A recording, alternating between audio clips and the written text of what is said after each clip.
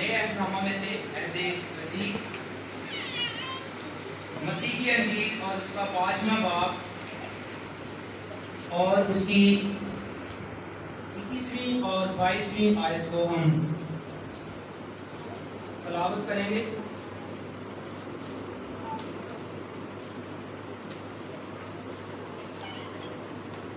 میرے ساتھ نکالیے جن کے پاس خداوند کا زندگی بخش کلام ہے، متی کی انجیل اور اس کا 5واں باب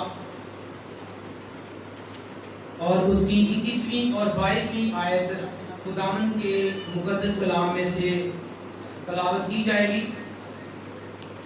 کلام مقدس میں کچھ یوں مرقوم ہے،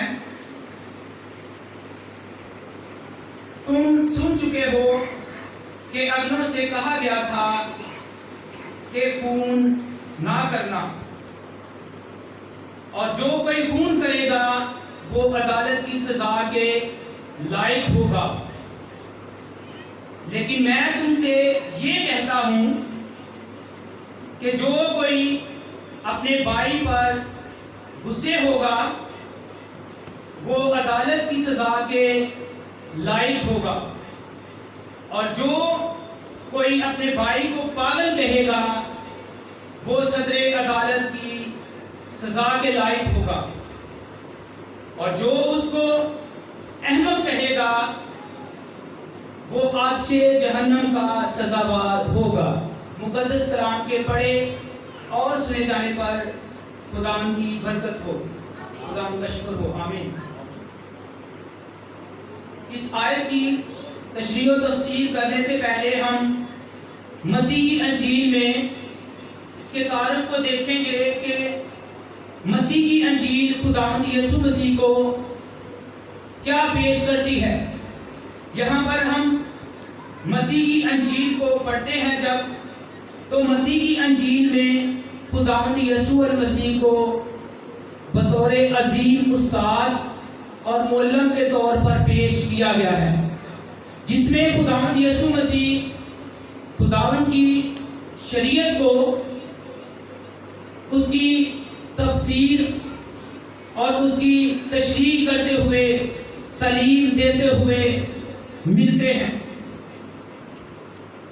اور جب ہم متی کی انجیل کے پہلے ابواب کو دیکھتے ہیں تو اس میں ہم دیکھتے ہیں کہ خداوند یسوع المسیح کے ابواء و اجداد کے بارے میں ہمیں پتہ چلتا ہے کہ یسوع مسیح کون سی نسل سے، کون سے گھرانے سے تعلق رکھتے ہیں۔ اگر ہم پہلے باب کو پہلی آیت سے 17ویں آیت تک پڑھتے ہیں تو یہاں پر خداوند یسوع مسیح کے نسب نامے لکھے ہوئے ہیں کہ یسوع مسیح ابن ابراہیم، ابن داؤد ابن ابراہیم کا نسب نام۔ اور جب ہم اسی باب کے 18ویں آیت سے باب کے آخر تک پڑھتے ہیں تو اس میں ہمیں پتہ چلتا ہے کہ یسوع مسیح کی پیدائش کس طرح ہوئی ہے۔ وہ ایک کنواری سے پیدا ہوا اور اس کا باپ خدا ہے۔ دنیاوی طور پر تو یوسف اس کا باپ ہے، لیکن روحانی طور پر وہ خدا سے یعنی روح القدس سے پیدا ہوا۔ اور دوسرے باب کے شروع میں جب ہم دیکھتے ہیں یہاں پر ہمیں ہیرودیس بادشاہ نظر آتا ہے جو کہ خداوند یسوع مسیح کو قتل کرنے کو ہے، کیونکہ مجوسی ہیرودیس بادشاہ کے پاس جب آئے تو انہوں نے کہا ایک بادشاہ جو پیدا ہوا ہے ہمیں بتا کہ وہ کہاں ہے۔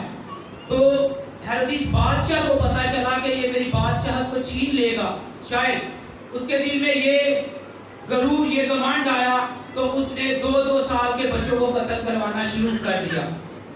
اور آگے ہم دیکھتے ہیں کہ خدا نے اپنے بیٹے یسوع مسیح کی کس طرح حفاظت کی ہے۔ ان مجوسیوں کو خواب میں دکھائی دے کر کہا کہ تم دوسری راہ سے روانہ ہو جاؤ، اور یوسف کو خواب میں دکھائی دے کر کہا کہ تو بچے اور اس کی ماں کو لے کر مصر میں چلے جا۔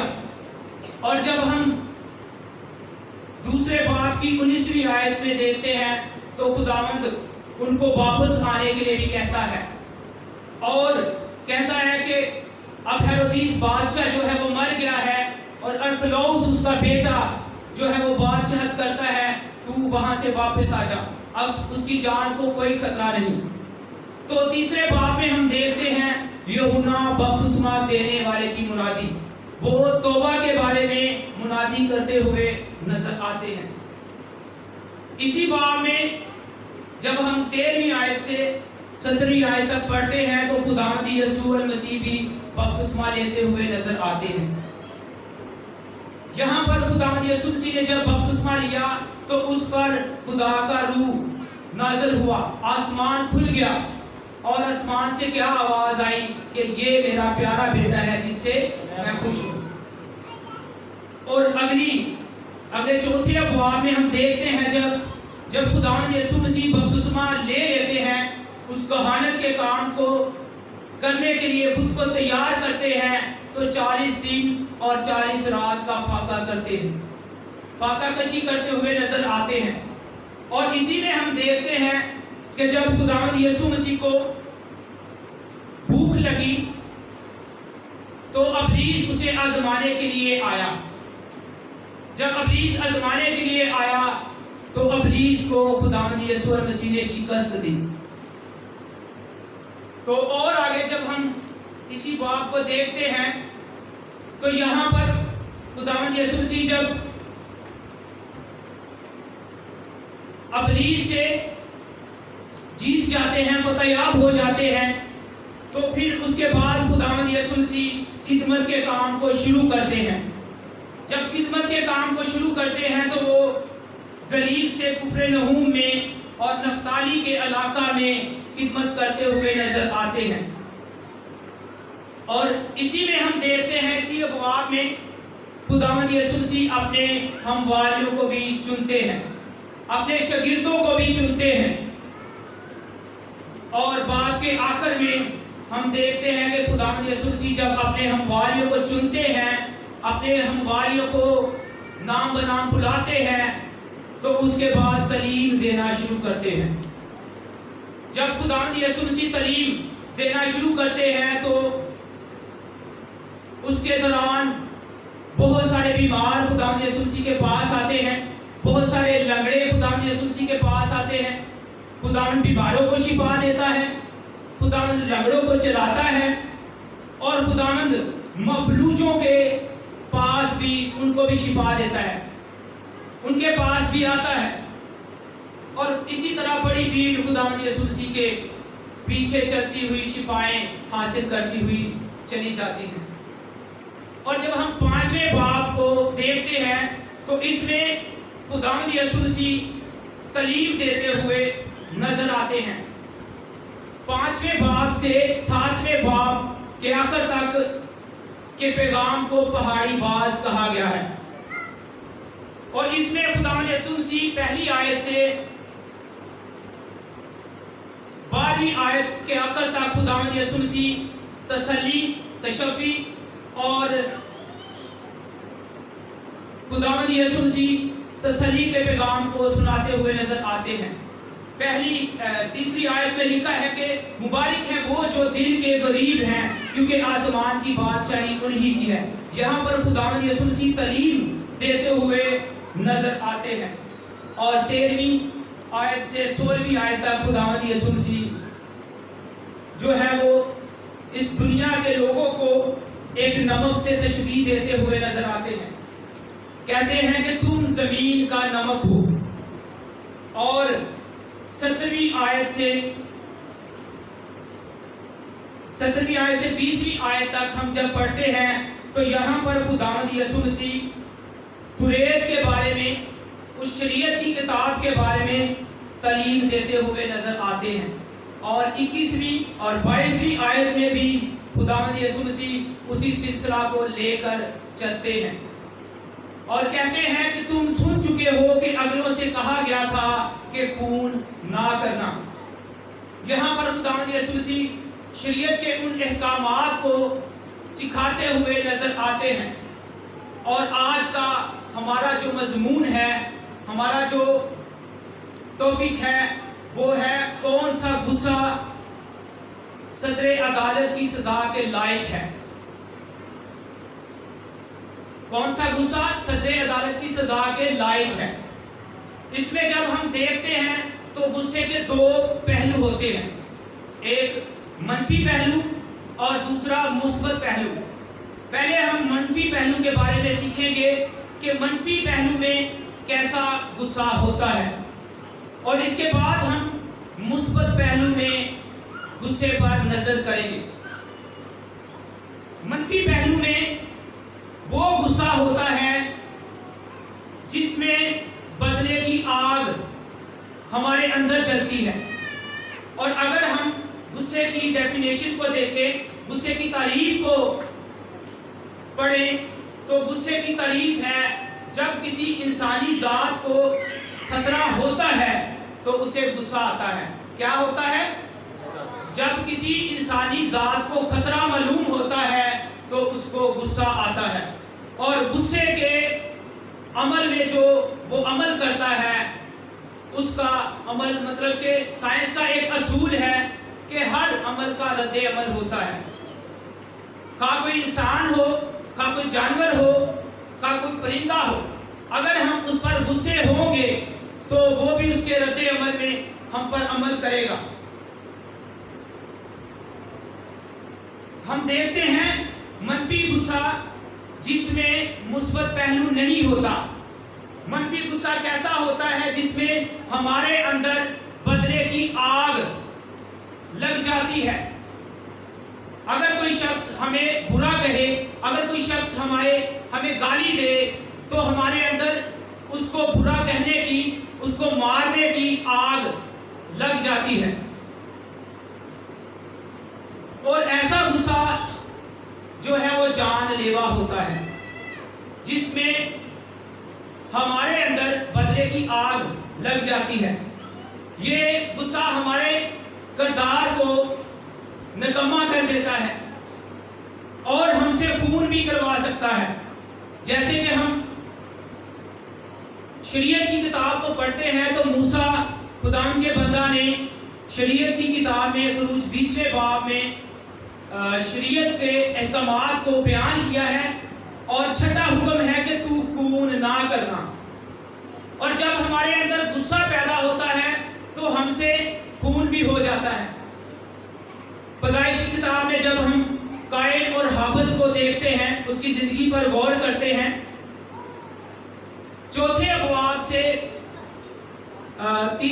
چوتھے ابواب میں تیسری آیت اور 8ویں آیت، مطلب تیسری آیت سے 8ویں آیت تک ہم پڑھتے ہیں اس پیسیج کو، تو وہاں پر ہمیں قائن اور ہابل کے ہدیے کے بارے میں پیغام ملتا ہے۔ جب قائن اور ہابل دونوں اپنا ہدیہ لے کر جاتے ہیں تو ہابل کا ہدیہ جو ہے وہ قبول ہوتا ہے اور قائن کا ہدیہ نامنظور ہوتا ہے۔ تو اس کے عوض میں اس کو غصہ آتا ہے، اس کے دل میں نفرت پیدا ہوتی ہے اپنے ہی بھائی کے لیے، اور وہ کیا کرتا ہے کہ اپنے بھائی کا خون کر دیتا ہے، اس کو قتل کر دیتا ہے۔ میرے عزیزو، یہ غصہ ہی ہماری زندگی میں ایک ایسا موڑ لاتا ہے جو ہمیں گناہ کرنے پر اور گناہ کی زندگی گزارنے پر آمادہ کرتا ہے، اور غصہ اگر ہماری زندگی میں بڑھ جائے تو وہ موت کو پیدا کرتا ہے۔ جس طرح خداوند نے قائن کو تنبیہ کی اور کہا، 5ویں آیت سے پڑھیں گے، پیدائش کی کتاب 4 باب اس کی 5ویں آیت، پر کاہن کو اور اس کے ہدیے کو منظور نہ کیا، اس لیے قائن نہایت غضبناک ہوا اور اس کا منہ بگڑا۔ جب غصہ انسان کے اندر آتا ہے تو اس کا منہ بگڑ جاتا ہے، اس کی روشیں بگڑ جاتی ہیں۔ اکثر اوقات جب ہماری کسی سے ناراضگی ہوتی ہے تو ہم اس عزیز سے جس سے ہم ناراض ہوتے ہیں اپنا منہ پھیر لیتے ہیں، اور پنجابی میں کہتے ہیں تیرا منہ کیوں پھلیا ہے، تینوں کدا غصہ ہے۔ ہم اس کو ایسے الفاظ استعمال اس کے ساتھ کرتے ہیں۔ یہاں پر کاہن کا منہ بھی بگڑا ہوا ہے اور خداوند اسے کہتا ہے، اور کاہن نے اور خداوند نے کاہن سے کہا تو کیوں غضبناک ہوا اور تیرا منہ کیوں بگڑا ہوا ہے؟ اگر تو بھلا کرے تو کیا تو مقبول نہ ہوگا، اور اگر تو بھلا نہ کرے تو گناہ تیرے دروازے پر دبکا بیٹھا ہے اور تیرا مشتاق ہے پر تو اس پر غالب آ۔ یہاں پر میرے عزیزو ہمیں سکھایا گیا ہے، مطلب کاہن کو یہ تعلیم دی گئی تھی اور یہ ہمارے لیے بھی ہے کہ اگر ہمیں کسی پر غصہ آتا ہے تو ہمیں اپنے منہ کو نہیں بگاڑنا، اپنے دل میں ایسی نفرت نہیں رکھنی جو خون تک ہمیں لے جائے، جس طرح کے کاہن نے اپنے بھائی ہابل کا خون کر دیا۔ اور اگر ہم بائبل مقدس کی روشنی میں ایک اور واقعہ دیکھیں تو پیدائش کی کتاب میں ہمیں یوسف اور اس کے بھائیوں کا ذکر نظر آتا ہے۔ اس کے 37ویں ابواب میں یوسف کی کہانی کا پتہ چلتا ہے۔ یوسف جو کہ یعقوب کا بیٹا تھا اور اس کے 11 بھائی تھے، اور یعقوب جو تھا یوسف سے پیار کرتا تھا۔ یوسف جو تھا یہ سب سے چھوٹا بیٹا تھا، بلکہ سب سے چھوٹا نہیں بلکہ اس سے چھوٹا ایک بنیامین تھا، اور یعقوب جو ہے وہ یوسف سے پیار کرتا تھا، دوسرے بھائیوں سے زیادہ اس کو پیار کرتا تھا، اور اس کے بھائیوں کے دل میں یہ گمنڈ ہوا، یہ غرور، یہ بغض پیدا ہوا کہ ہمارا باپ جو کہ یوسف کو بہت پیار کرتا ہے۔ اور دوسری بات ہم دیکھتے ہیں کہ وہ خوابوں کو بھی دیکھتا تھا، خداوند اس کو پہلے سے ہی آگاہ کر دیتا تھا۔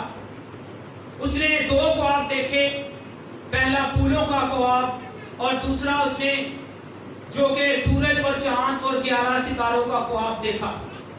اس میں کیا دیکھتا ہے کہ وہ اپنے بھائیوں کو جب خواب بیان کرتا ہے کہتا ہے کہ ہم سب کھیت میں کام کر رہے ہوتے ہیں اور میرا پھولا اٹھتا ہے اور کھڑا ہو جاتا ہے، اور تمہارے پھولے اٹھتے ہیں اور میرے پھولے کو گھیر لیتے ہیں اور اسے سجدہ کرتے ہیں۔ جب اس کے بھائی یہ خواب کو سنتے ہیں تو ان کے دل میں نفرت اس کے لیے پیدا ہو جاتی ہے کہ یہ شخص ہم پر حکومت کرے گا، کیا ہم اسے سجدہ کریں گے؟ اور دوسرا خواب جب وہ دیکھتا ہے وہ بھی اپنے بھائیوں سے بیان کرتا ہے، کہتا ہے کہ سورج اور چاند اور 11 ستارے جو ہیں وہ مجھے سجدہ کر رہے ہیں۔ وہ اپنے بھائی کو بھی یہ خواب سناتا ہے، بھائیوں کو بھی اور ماں اور باپ کو بھی خواب سناتا ہے، لیکن اس کا باپ جو اپنے دل میں یہ ساری باتوں کو رکھے ہوئے اور یاد کرے ہوئے ہے، وہ سوچتا ہے۔ اس میں ہم دیکھتے ہیں کہ اس کے بھائیوں کو اس پر حسد آتا ہے، اس کے دل میں یہ بغض پیدا ہوتا ہے کہ یہ ہم پر حکومت کرے گا، حسد پیدا ہوتا ہے۔ اور حسد کے بنا پر کیا کرتے ہیں اس کے بھائی؟ پہلے تو اس کو مار ڈالنے پر ارادہ کرتے ہیں، منصوبہ باندھتے ہیں، اور پھر اس کے بعد جب اس کا بھائی لابن جو ہے وہ اس کو کہتا ہے کہ نہیں اس کو مارے نہیں جان سے بلکہ اس کو بچا لے، اس کو کنویں میں پھینک دیتے ہیں جو کہ بند کنواں تھا، اس میں پھینک دیتے ہیں اور پھر مصریوں کو بیچ دیتے ہیں۔ یہ سارے حسد کے اور غصے کے ہی نتیجات ہیں۔ اور پھر ہم دیکھتے ہیں کہ غصے سے لڑائی پیدا ہوتی ہے، غصے سے جدائی پیدا ہوتی ہے۔ یہ سارے منفی اثرات ہیں غصے کے۔ غصہ انسان کو موت تک لے جاتا ہے۔ عام طور پر اگر ہم دیکھیں تو ہمارے گھر میں بھی غصہ جو ہے وہ پیدا ہو جاتا ہے۔ ہمارے بچے بھی غصہ کر سکتے ہیں، ہمارے بہن بھائی بھی غصہ کر سکتے ہیں۔ جتنے بھی بچے سکولوں میں کالجز میں پڑھتے ہیں، اگر ان کو آپ نیا یونیفارم نہ لے کے دیں یا نئی بکس نہ لے کے دیں یا نئی پینسل نہ لے کے دیں تو اس کے عوض میں بھی غصہ آ جاتا ہے۔ ہمارے بچے اس کے عوض میں بھی غصہ اپنے دل میں لا سکتے ہیں کہ فلاں بچے کے پاس تو نئی پینسل ہے، فلاں بچے کے پاس تو نیا یونیفارم ہے، مجھے کیوں نہیں لے کے دیا؟ اپنے ماں باپ سے غصے کا اظہار کرتے ہیں۔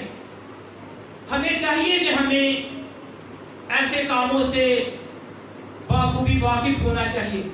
और भी बहुत सारी ऐसी बातें हैं जिन पर हमें गुस्सा आ जाता है। रास्ते में अगर हम जाते हुए, ड्राइविंग करते हुए हमारे रास्ते में कोई शख्स आ जाए तो फौरन हमारे मुंह से पहले गाली निकलती है। ऐसी आदत को अपनी जिंदगी से दूर करने की जरूरत है। और मुस्बत पहलू में जब हम गुस्से को देखते हैं, मुस्बत पहलू में गुस्से की अक़साम है। जब किसी की सलाह की जाए उस वक्त भी हम गुस्सा कर सकते हैं जब हमने किसी की सलाह करनी हो। जैसे कि खुदावंद यीशु मसीह हमें मत्ती की अंजील और उसके 23वें बाब में सलाह करते हुए नजर आते हैं। 23वें बाब में मेरे साथ निकालिए, मत्ती की अंजील और उसका 23वां बाब। इसमें खुदावंद यीशु मसीह फकीहों और फरीसियों की सलाह में उनको सख्त अल्फाज कहता है, इस्तेमाल करता हुआ नजर आता है। और उन्हें क्या लफ्ज इस्तेमाल करता है? रियाकारों का, अहमकों का और उफकी के बच्चों का लफ्ज इस्तेमाल करता है। इसमें हम जब 23वें बाब में देखते हैं तो यहाँ पर खुदावंद यीशु मसीह शरअ के उन आलमों को खबरदार करते हुए दिखाई देते हैं। और क्या कहते हैं? अगर हम 13वीं आयत को पढ़े तो यहाँ पर लिखा है, आए रियाकारो, आए रियाकार फकी और फरीसी, तुम पर अफसोस कि आसमान की बादशाही लोगों पर बंद करते हो, क्योंकि ना तो आप दाखिल होते हो और ना दाखिल होने वालों को दाखिल होने देते हो। यहाँ पर हमें खुदावंद यीशु मसीह फकीहों और फरीसियों की सलाह करते हुए नजर आते हैं, क्योंकि फकी लोग जो थे वो आसमान की बादशाही की तालीम नहीं देते थे। वो फक्त यही तालीम देते थे कि दयकी दो, हदिये खुदावंद के घर में लाओ, और तरह तरह की तालीम देते थे।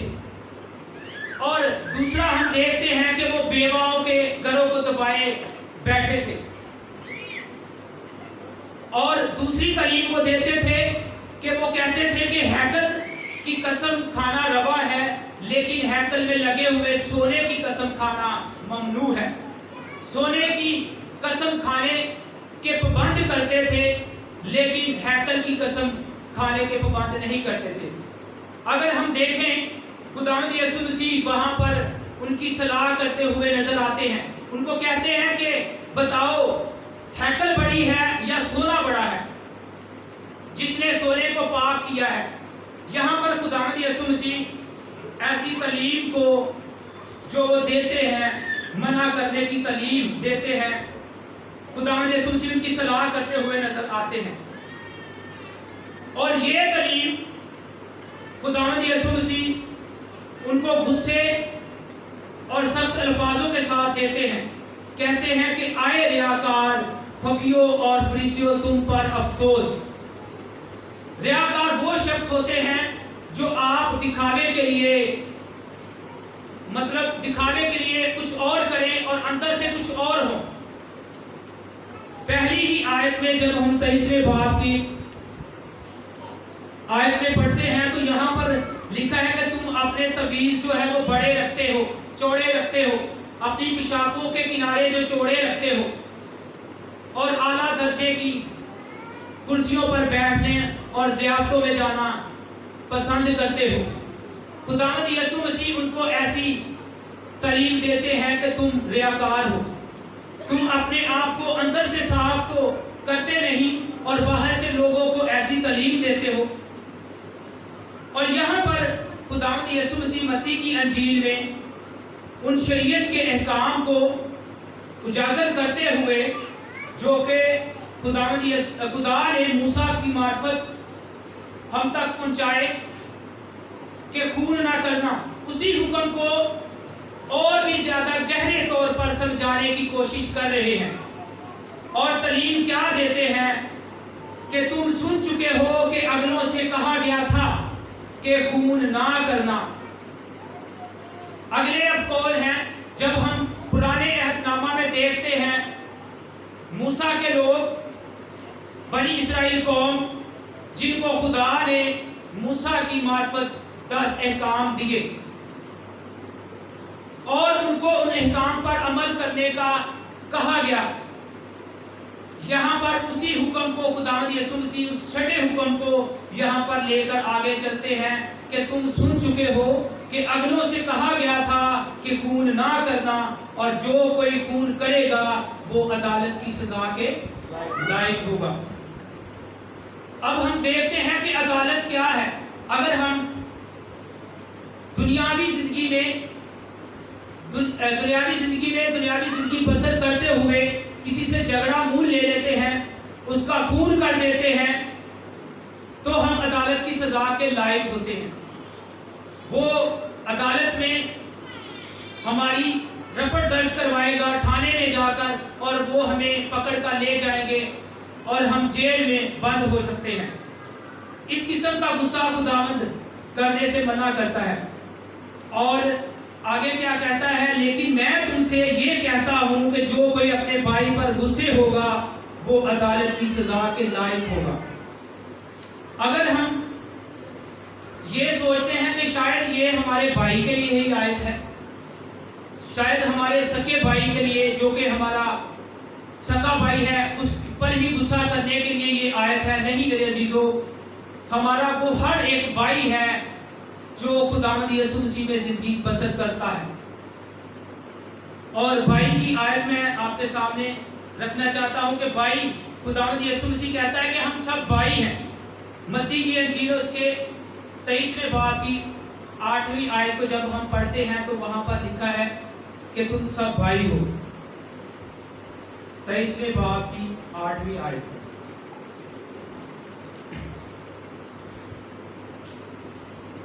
یہاں پر لکھا ہے، مگر تم ربی نہ کہو، کیونکہ تمہارا استاد ایک ہی ہے اور تم سب بھائی ہو۔ یہاں پر خداوند یسوع مسیح ہمارا استاد ہے اور ہم اس کے بھائی ہیں، مطلب اس کے شاگرد، اس کی کلیسیا کے لوگ، اس کی چراگاہ کی بیڑے ہیں۔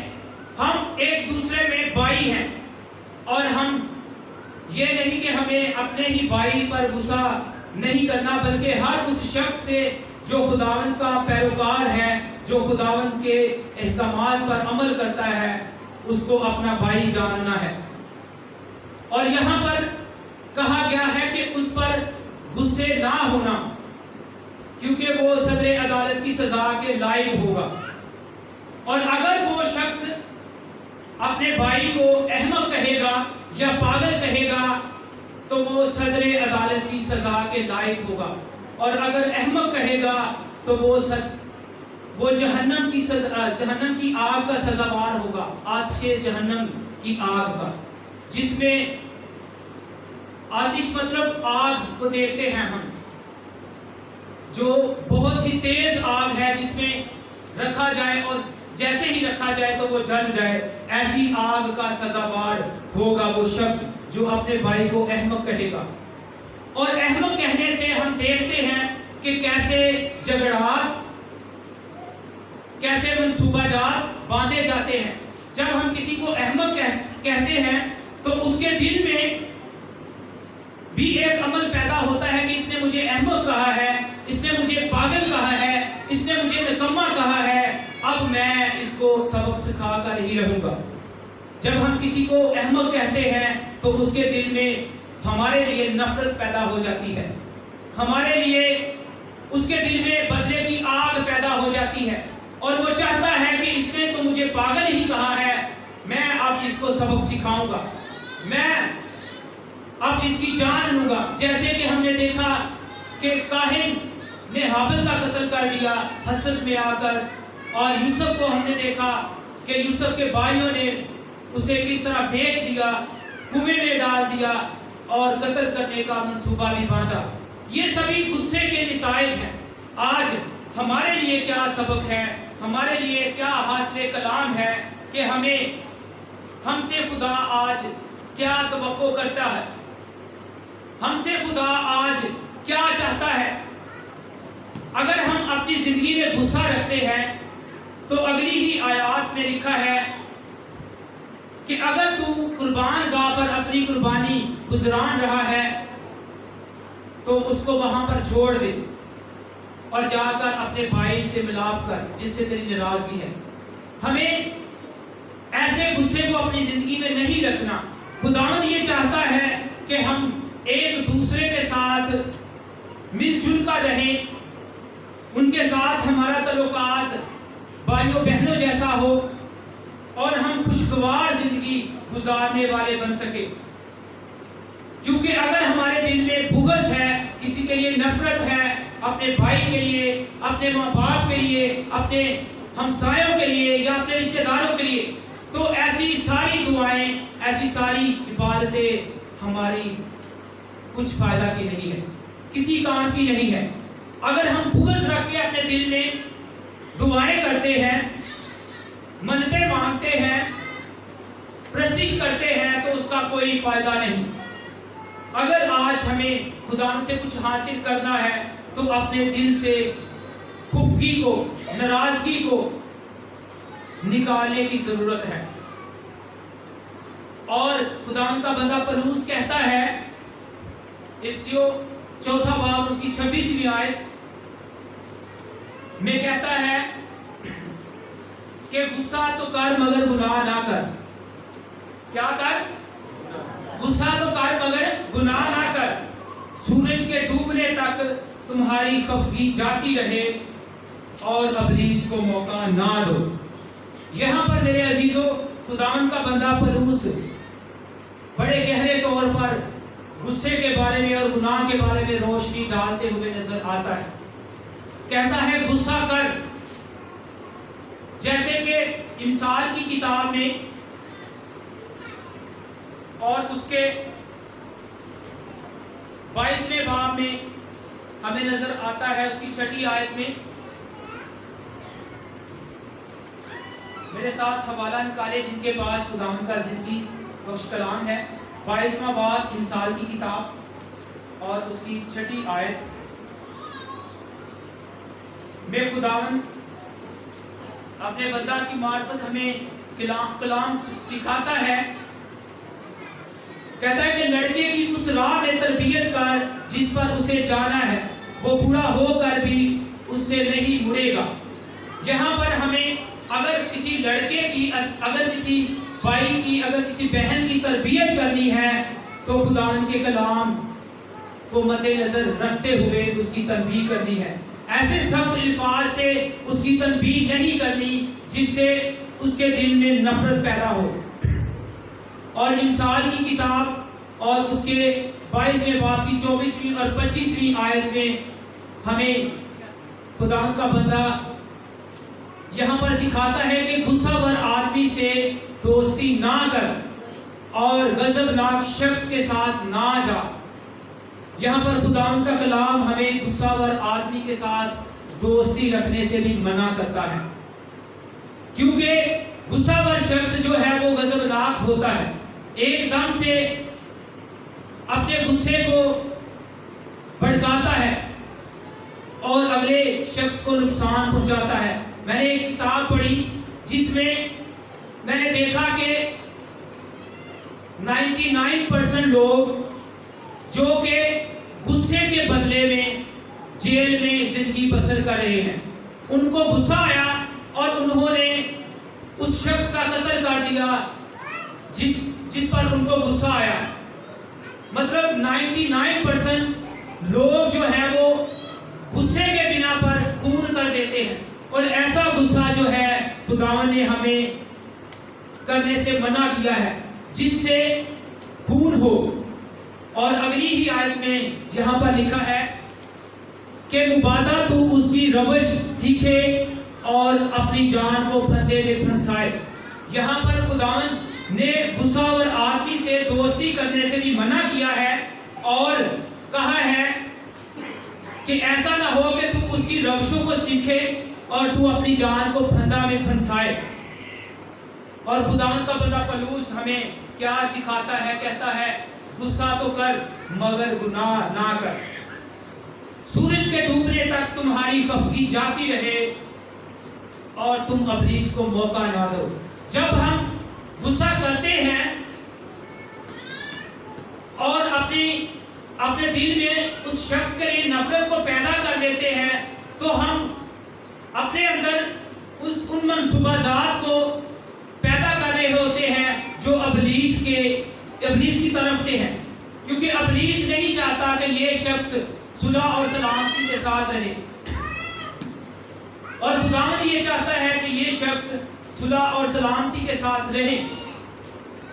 آج ہمارے لیے یہ سبق ہے کہ ہم ایک دوسرے کی برداشت کریں، ہم ایک دوسرے کی باتوں کی برداشت کریں۔ اگر کوئی شخص ہمیں برا کہہ بھی لیتا ہے تو خداوند یسوع مسیح کی تعلیم کیا ہے کہ اگر کوئی تمہارے ایک گال پر تماچا مارے تو دوسرا بھی اس کی طرف پھیر دو۔ ہمیں اس قدر حلیم ہونے کی ضرورت ہے۔ اگر ہمیں خداوند یسوع مسیح کے پیروکار ہیں، اگر ہم خداوند یسوع مسیح کے تعلیم پر غور کرتے ہیں تو ہمیں خداوند یسوع مسیح کے حکموں پر عمل کرنے کی ضرورت ہے۔ خداوند آج کے کلام کے وسیلہ سے ہم سبوں کو برکت دے، آمین۔